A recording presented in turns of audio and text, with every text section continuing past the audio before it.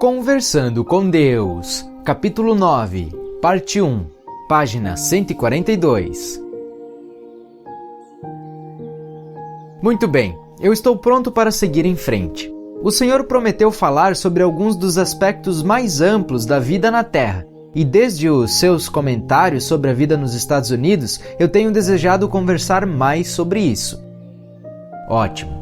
Quero que o livro 2 trate de alguns dos maiores problemas enfrentados pelo seu planeta. E não há um problema maior do que a educação de seus filhos. Nós não estamos nos saindo bem, não é? Posso dizer pelo modo como o Senhor tocou nesse assunto. Bem, é claro que tudo é relativo. Em relação ao que vocês dizem que estão tentando fazer, não. Tudo que eu digo aqui, que incluí nessa discussão até agora e foi posto neste documento, deve ser colocado dentro desse contexto. Não estou fazendo julgamentos de certo ou errado, bom ou ruim. Simplesmente faço observações sobre sua eficiência em relação ao que vocês dizem que estão tentando fazer. Eu compreendo. Sei que você diz que compreende, mas chegará um momento, antes mesmo de este diálogo terminar, em que me acusará de ser juiz.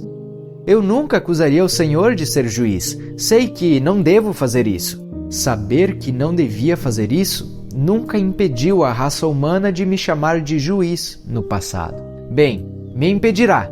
Veremos. O Senhor queria falar sobre educação.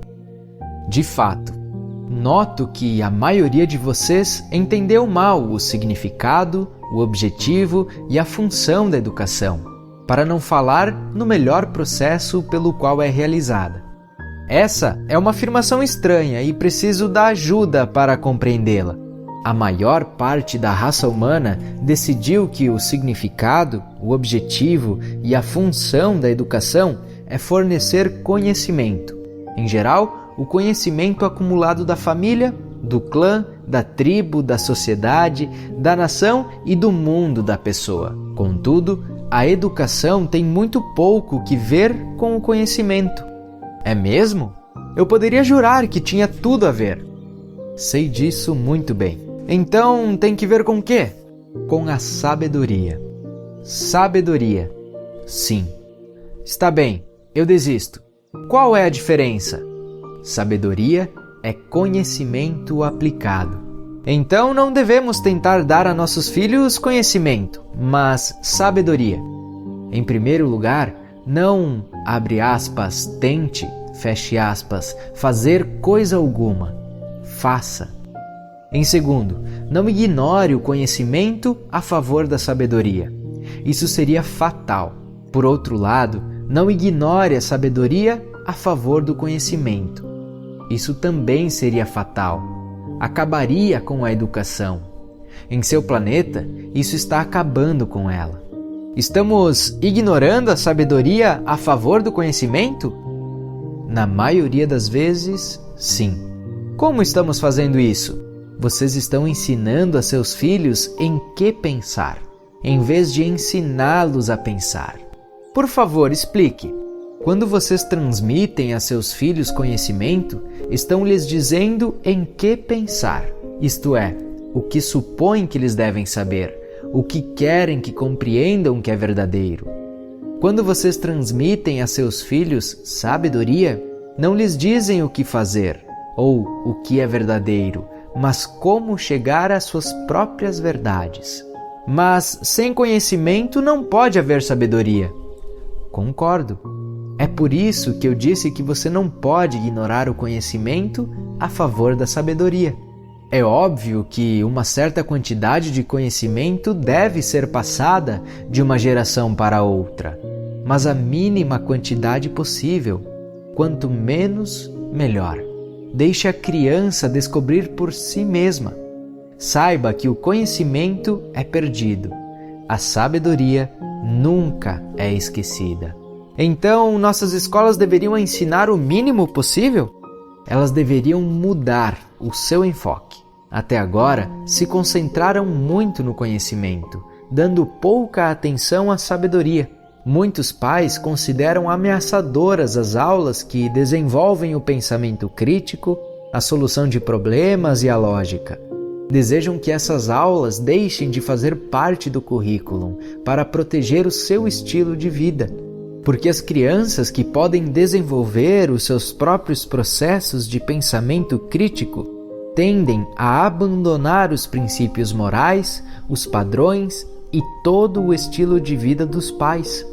Para proteger o seu estilo de vida, vocês criaram um sistema educacional baseado no desenvolvimento da memória, não das habilidades da criança.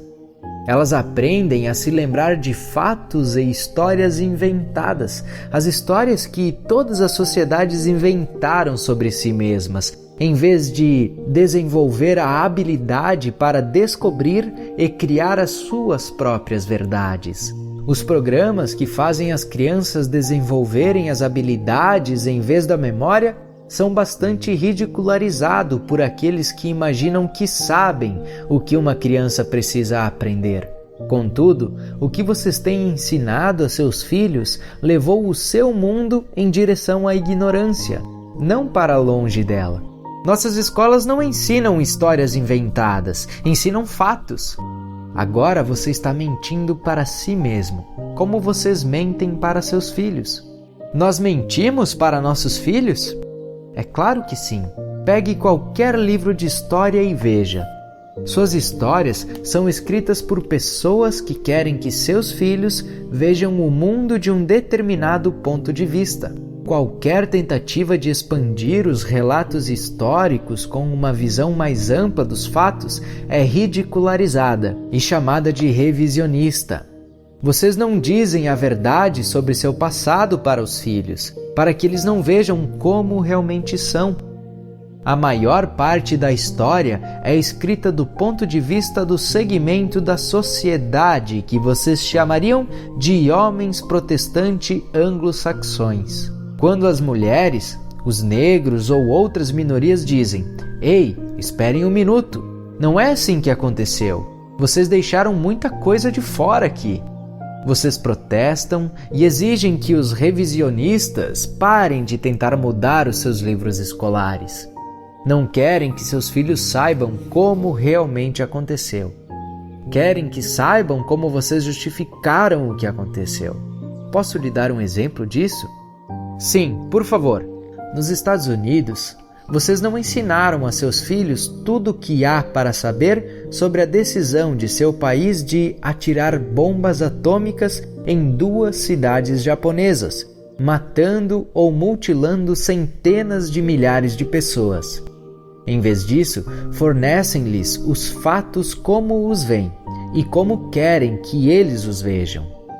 Quando é feita uma tentativa de equilibrar esse ponto de vista com o ponto de vista de outras pessoas, nesse caso dos japoneses, vocês se enfurecem, esbravejam e exigem que as escolas não ousem sequer pensar em apresentar esses dados em seu relato histórico desse importante evento. Portanto, vocês não têm ensinado história, mas política. A história deve ser um relato preciso e completo do que realmente aconteceu. A política nunca se refere ao que realmente aconteceu. É sempre o ponto de vista de alguém sobre o que aconteceu. A história revela, a política justifica. A história descobre, conta tudo. A política encobre, conta apenas um lado da questão. Os políticos odeiam a história fiel. E a história fiel também não gosta muito dos políticos. Contudo, vocês estão usando as roupas novas do imperador, porque seus filhos, em última análise, veem através de vocês. Os filhos que aprendem a pensar criticamente olham para sua história e dizem: "Puxa vida, como meus pais e as pessoas mais velhas se enganaram. Isso vocês não podem tolerar." E então evitam o pensamento crítico deles. Não querem que seus filhos conheçam os fatos mais básicos. Querem que aceitem a sua versão dos fatos. Eu acho que o senhor está exagerando aqui. Acredito que levou isso um pouco longe. É mesmo? A maioria das pessoas em sua sociedade nem mesmo quer que seus filhos conheçam os fatos mais básicos da vida.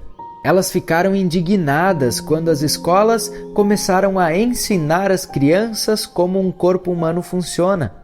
Agora, vocês não devem dizer às crianças como a AIDS é transmitida, ou como evitar que o seja.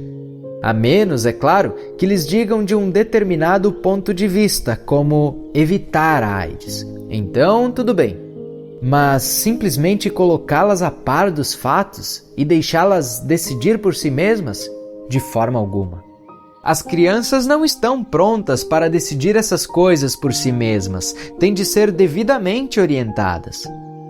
Você tem olhado para o seu mundo ultimamente? O que é que tem ele? É um reflexo de como vocês orientaram os seus filhos no passado. Não, é um reflexo de como nós os orientamos mal. Se o mundo está em péssima situação hoje em dia, e de muitos modos está, não é porque nós tentamos ensinar a nossos filhos os antigos valores, mas porque permitimos que eles aprendessem todas essas coisas modernas. Você realmente acredita nisso, não é? O Senhor está certo, realmente acredito. Se tivéssemos nos limitado a ensinar nossos filhos a ler, escrever e fazer contas, em vez de termos desenvolvido neles todo esse pensamento crítico, estaríamos muito melhor hoje em dia. Se tivéssemos mantido a chamada educação sexual fora das salas de aula e no lar, como deveria ser, não veríamos adolescentes tendo bebês, mães solteiras com 17 anos dependendo da beneficência social e um mundo violento. Se tivéssemos insistido em que nossos jovens vivessem de acordo com os nossos padrões morais, em vez de deixá-los criar os seus próprios, não teríamos transformado a nossa nação, um dia forte e vibrante, em uma feia imitação do que era antes. Entendo. E mais uma coisa, não me diga que devemos subitamente considerar errado o que fizemos em Hiroshima e Nagasaki. Pelo amor de Deus, nós acabamos com a guerra, salvamos milhares de vidas, de ambos os lados. Esse foi o preço da guerra. Ninguém gostou da decisão, mas ela teve de ser tomada. Eu entendo. Sim, entende. O Senhor é como todos aqueles comunistas El Pinco. Quer que a nossa história seja revista, que deixemos de existir. Então vocês, liberais, poderão finalmente ter vez, controlar o mundo, criar suas sociedades decadentes e redistribuir a riqueza, dar poder ao povo e todas essas besteiras. Só que isso nunca nos levou a parte alguma. O que precisamos é de uma volta ao passado, aos valores de nossos ancestrais. É disso que precisamos. Já acabou? Sim. Como me saí? Muito bem. Foi realmente muito bom. Quando a gente ouve debates no rádio durante alguns anos, isso se torna muito fácil. É assim que as pessoas em seu planeta pensam, não é? Pode apostar que sim. E não só na América, quero dizer, poder-se-ia mudar o nome do país e da guerra, inserir uma ofensiva militar de qualquer nação em qualquer momento da história, não importa. Todos pensam que estão certos, sabem que é o outro que está errado, substitua por Berlim ou pela Bósnia. Todos também sabem que os antigos valores são os que deram certo, que o mundo está se transformando em um inferno. Não só na América, em todos os lugares. Há em todo o planeta um clamor público por uma volta aos antigos valores e ao nacionalismo. Eu sei que há. E o que eu fiz aqui foi tentar expressar esse sentimento, essa preocupação e essa indignação. Você fez um bom trabalho. Quase me convenceu. O que o Senhor diz daqueles que realmente pensam assim?